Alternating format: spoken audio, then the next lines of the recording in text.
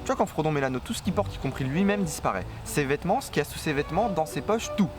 Ouais, où est-ce que tu veux en venir? Bah imagine que Frodon porte un vêtement extrêmement large, qui puisse recouvrir toute la communauté. Est-ce que la communauté disparaîtrait? Eh Sam, qu'est-ce que t'en penses Sam? Regarde, c'est pas Tolkien là-bas? Peut-être que tu pourrais aller lui demander. Eh Tolkien Eh nique ta mère! T'es sérieux de jouer avec les sentiments des gens comme ça à la fin? 2 mois, j'ai mis 2 mois pour m'en mettre ta fin de merde. Et de quel droit tu te permets de séparer Sam et Frodon à la fin? C'était genre le couple gay le plus stylé de tous les temps. Et toi, t'envoies Frodon sur un bateau pour le compte des elfes sur lequel il est sûrement forcé de travailler et fouetté pour ses enculés, tu me dégoûtes! C'est vrai là, qu'est-ce que tu fais? Mais Sam, c'est le gars qui t'a séparé de Frodon, alors je sais que t'es plus touché que moi, alors laisse-moi parler. Enculé, va niquer ta C'est bon, mère, ça suffit, sale les pédé, conneries. va. Ça y est, ça y est, Connard. ça y est, ça y est.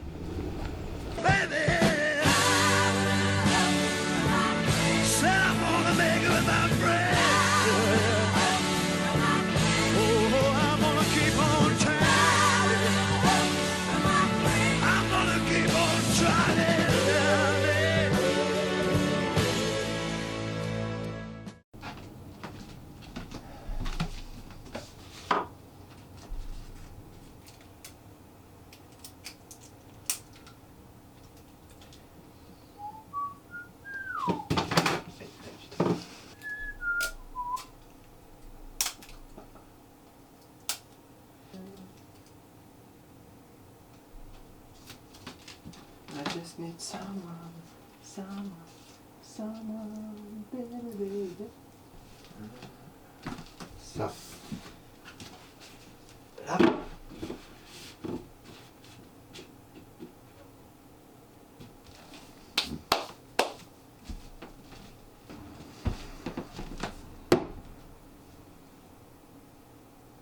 Bonjour à tous et bienvenue à ceux qui découvrent la chaîne, vous regardez C'est quoi la diff épisode 2. Pour vous expliquer simplement le concept, je prends un film ou une saga et je compare avec le ou les livres dont ils sont tirés pour savoir ce qui différencie les deux. Même si je l'ai déjà expliqué dans la première vidéo sur Harry Potter. Aujourd'hui on va donc traiter de ce gros pavé et des pratiquement 10 heures de film dont il en est tiré. Donc c'est parti pour C'est quoi la diff épisode 2. Mais avant de vraiment commencer, laissez-moi vous expliquer comment j'ai choisi ce dont j'allais parler dans cette vidéo. Tout d'abord, j'ai lu le livre, j'ai pris des notes, beaucoup de notes inutiles, et j'ai revu les films. Et je me suis donc posé la question, comment à partir de ce livre, ils ont pu construire les films? C'est peut-être pas du tout comme ça qu'ils l'ont fait, mais bon, je vais quand même essayer. On a un livre, et on veut créer un film de ce livre. Dans ce livre, on a des intrigues primaires, qu'on peut pas vraiment se permettre de modifier. Du coup, on les met telles quelles dans notre film. Dans ce livre, on a aussi des intrigues secondaires. On en a beaucoup, donc on ne peut pas se permettre de tout prendre. On en prend donc quelques-unes qu'on peut se permettre de modifier et on zappe celles qu'on a laissées dans le livre. On peut aussi rajouter des intrigues. Si on juge que le livre est pas parfait et qu'on veut le peaufiner, on peut se permettre d'en rajouter. Donc voilà comment va se dérouler l'émission. Dans la première partie de la vidéo, on parlera donc des intrigues rajoutées, voire complètement modifiées par rapport au livre. Ensuite, on parlera des moments communs aux deux, mais qui diffèrent par quelques points. Et pour finir, on abordera les intrigues uniquement présentes dans les livres. Je pense que ça va être celle la plus passionnante. Et le tout accompagné de petites apartés marrantes ou de commentaires sur l'univers de Tolkien. Partie 1. Anduril. On commence simplement avec Anduril. L'épée qui fut brisée, l'épée reforgée, la flamme de l'Ouest en Sindarin. Ou tout simplement l'épée d'Aragorn. Je ne vais pas vous raconter toute l'histoire, ça serait trop long. Mais si vous connaissez bien les films, vous aurez compris qu'Aragorn a besoin de cette épée pour prétendre au trône de Minas Tirith. Et que ce dernier n'accepte pas tout de suite sa destinée de roi liée à son héritage. L'épée est brisée dans la majeure partie des films et elle est reforgée par Elrond dans le 3e film, afin d'aider Aragorn à combattre les forces de Sauron. Dans les livres, Aragorn accepte sa destinée dès le début. La première fois qu'il rencontre les 4 hobbits, à l'auberge du Poney Fringant, il a déjà l'épée avec lui. Elle est brisée. Et durant leur séjour à Foncombe, qui dure d'ailleurs 2 mois, les gars ils squattent. L'épée est reforgée par des forgerons elfiques, juste avant que la communauté n'embarque dans sa quête. Les histoires d'amour.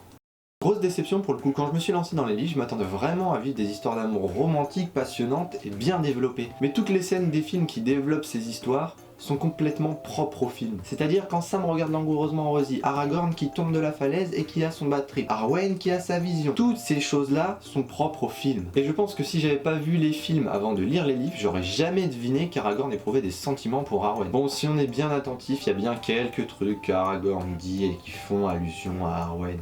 Mais bon, c'est tellement peu par rapport au film. Un autre exemple, quand Frodon est transpercé à l'épaule par le roi des neufs. Dans les films, c'est Arwen qui vient le sauver, alors que dans les livres, c'est un elfe qui s'appelle Glorfindel. En y repensant 5 secondes, c'est complètement con que ça soit Arwen qui aille chercher Frodon dans les films. Arwen, c'est la fille d'Elrond. Elrond, c'est un seigneur elfe. Et Elrond, c'est celui qui décide qui va aller chercher la troupe. Et genre, Elrond, il va envoyer sa fille contre les cavaliers noirs.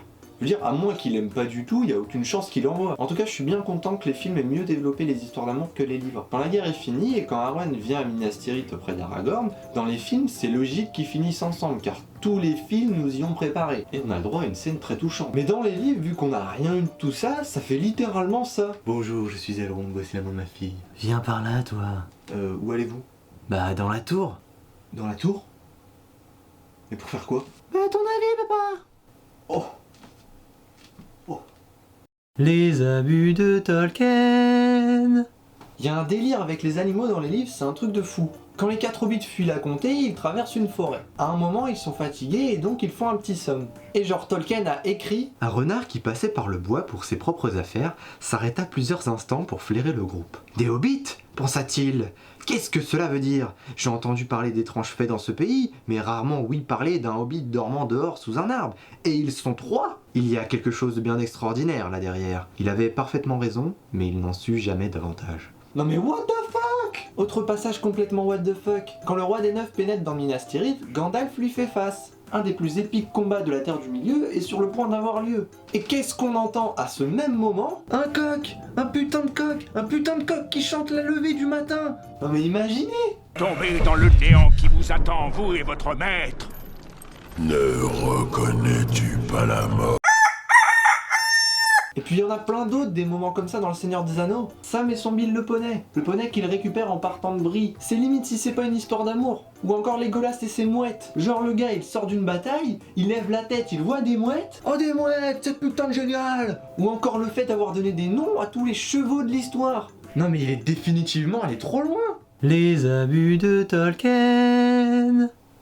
Les elfes au gouffre de Helm. Lors de la bataille de Helm, dans les films, l'espoir renaît quand les hommes voient arriver au gouffre un bataillon d'elfes prêt à en découdre. Dans les livres, les hommes se battent seuls, il n'y a aucun renfort de quelconque espèce, hormis les ents. Et du coup ça me permet de parler d'un truc. Pendant toute l'histoire, j'ai l'impression que les elfes, les nains et toutes les autres espèces, sauf les ents, s'en battent royalement les coups du sort des hommes. Dans les films, on a quand même ce petit bataillon d'elfes et les ents qui arrivent au gouffre.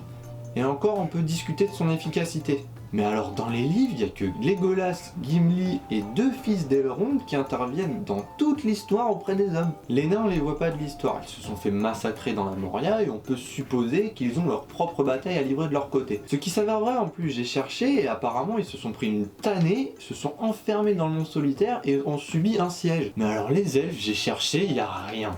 Ils se barrent. Le temps des elfes est révolu. Bullshit! Non mais sérieux, je les vois comme des êtres sages et moralisateurs, et au vu de leur capacité, ils auraient très bien pu rester le temps d'une dernière bataille et partir après. D'ailleurs, c'est ce que Galadriel essaye de faire comprendre à Elrond dans le film 2, et c'est pour ça qu'il envoie les elfes au gouffre de Helm. Ils auraient pu attendre, c'est pas comme s'ils avaient un train à prendre. Et puis les mecs qui pilotent les bateaux, à moins que ça soit des gros bâtards, ils vont les attendre. Et puis même s'ils les attendent pas, les gars, vous pouvez en reconstruire un, le bateau, y a pas le feu! Apparemment on en apprend plus dans le Silmarillion de Tolkien. Mais bon, je viens de me farcir 1098 pages en taille 2, donc c'est pas pour maintenant. Mais je pense pas que ça puisse justifier le fait que ça soit des gros bâtards. Moi je dis heureusement que Sam et Frodon étaient là, ça aurait laissé une sacrée trace sur la conscience des elfes.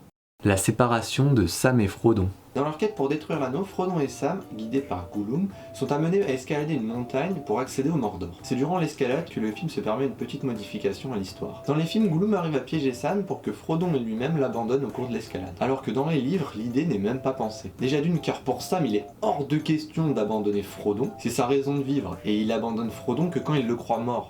D'ailleurs, on y reviendra à ce passage-là. Ensuite, Frodon, même s'il perd la tête à cause de l'anneau, sait que Sam est bienveillant envers lui. Donc dans les livres, ça lui passe même pas à l'esprit de dire à Sam de partir. En plus, Gollum a déjà son piège avec l'araignée. Il est trop sûr de lui et pas assez intelligent pour mettre en place son piège sur Sam. Surtout que Sam est sur ses gardes comme jamais. Cette intrigue-là est clairement là pour rallonger le film et atteindre les 3 heures souhaitées. Surtout qu'en plus, ça trahit le personnage de Sam qui se refuse d'abandonner Frodon. Partie 2. Orthanc.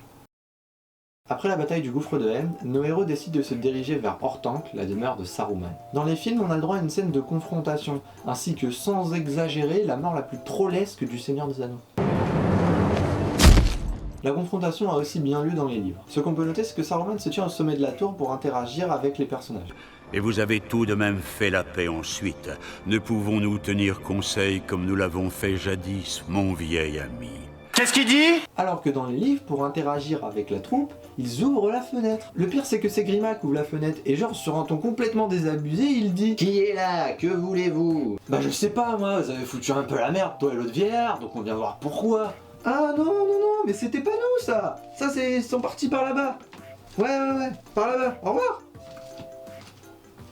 Je rappelle quand même qu'à ce moment-là de l'histoire, tout l'Isengard est inondé et contrôlé par les Ents. Et que eux se sont volontairement enfermés dans la tour, c'est-à-dire que les gars ils vivaient là sans pression, ils se sont dit on va s'enfermer dans la tour, on barricade tout, ils vont finir par nous oublier. Bon ensuite Grima tue Saruman et est abattu par une flèche de Legolas. Mais dans les livres ils sont laissés à hors tank. Gandalf dit juste à Silverbard de garder un œil sur Saruman pour qu'il ne fasse pas de bêtises. Et tout le monde se barre. Et donc dans les livres, ni Saruman ni Grima ne meurent à hors tank. Une fois l'anneau détruit, nos héros rentrent chez eux. Et ils repassent par l'Isengard, encore contrôlé par les Ents.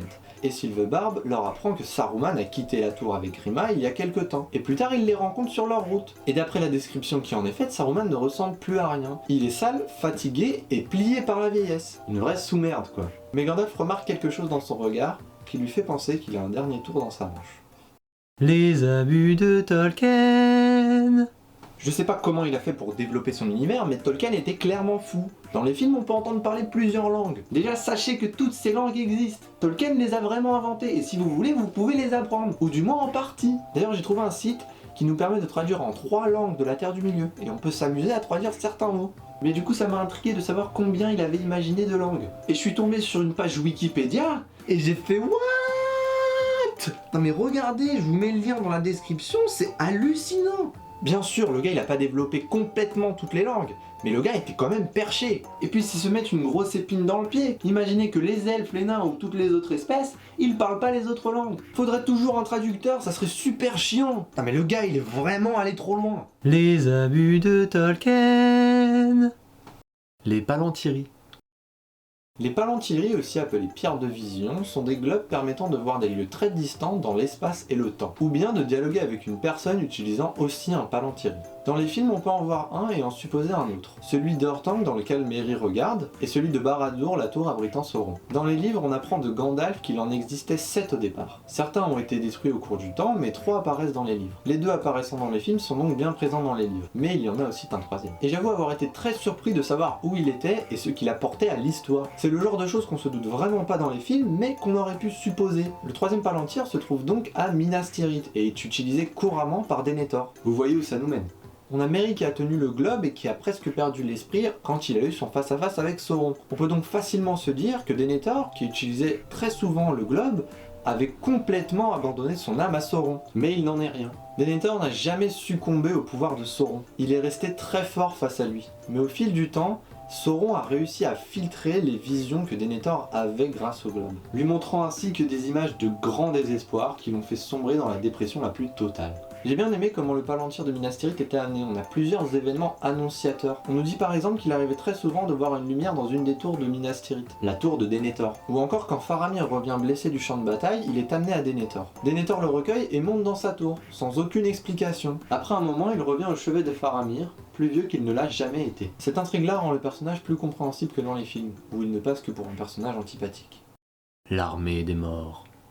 L'armée des morts, réveillée par Aragorn dans le 3e film, est la clé de la bataille pour Minas Tirith. Mais quand on compare l'armée des films et l'armée des livres, on note quand même beaucoup de différences. La première chose qui change, c'est le nombre de personnes avançant sur le chemin des morts. Dans les films, ils sont juste 3, Aragorn, Legolas et Gimli. Tandis que dans les livres, ils sont accompagnés aussi d'une troupe de rôdeurs ayant rejoint Aragorn pour l'aider dans sa quête. La seconde chose qui change, c'est le lieu. Dans les films, ils se retrouvent dans une sorte de tombeau maudit géant. Dans les livres, ils se retrouvent sur une colline, et plus précisément à la pierre d'Erech, la pierre où Isildur a banni l'armée en question. Dans les films, ils ont aussi choisi de représenter l'armée plus facilement. Ils apparaissent comme des fantômes à silhouette verte. Dans les livres, ils sont plutôt décrits comme une ombre suivant la troupe, ce qui est assez angoissant pour les personnages d'ailleurs. Et pour finir, Aragorn arrive sur le champ de bataille de Minas Tirith sans l'armée. Elle a déjà été relâchée, il n'y a plus d'armée. Et oui, Isildur les a maudits que pour une seule bataille. Et quand ils attaquent les bateaux, c'est clairement une bataille. Donc en gros, dans les films, ils se sont fait grave avoir quand même. Bon, mais ils ont clairement gardé l'armée dans les films pour faciliter et accélérer l'action. En effet, l'armée apporte à elle seule la victoire. Alors que dans les livres, ça paraît quand même un peu plus compliqué. compliqué. Mais bon, au final, le film est très bien comme ça, donc on va pas s'en plaindre.